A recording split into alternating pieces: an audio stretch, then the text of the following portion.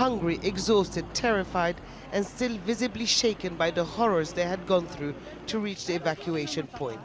Many of them fled under cover of darkness across multiple clash points and while evading fire coming from all sides. We were fired upon from the coalition air force. The snipers go to the top of the buildings that have families, and the air force strike these buildings, killing them and everyone in the house.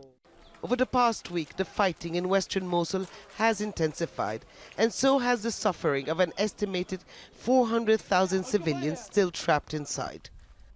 For Bashar Abdullah, it meant burying 13 members of his family who died in an airstrike. More are still buried under the rubble, he says. Their final resting place is ready for them once their bodies are retrieved. How could they have used this much artillery on civilian locations? Before the Battle of West Mosul began, Iraqi and American forces both assured us that it will be an easy battle. That's why people didn't leave their houses. They felt safe. They didn't know they would be shelled. This was not a liberation, it was destruction. This is the toughest stage of the fight against ISIL since the Mosul offensive started some 6 months ago. Iraqi and coalition forces have increasingly turned to airstrikes and artillery shelling to gain territory, but it comes at a cost. There's no question families in western Mosul right now are at grave, extreme risk. They're at risk from explosive hazards. They're at risk from being caught in crossfire from mortars. We know that families that have been trying to escape the city are often targeted by ISIL. They're shot directly as they're trying to leave. Families who stay are also at risk.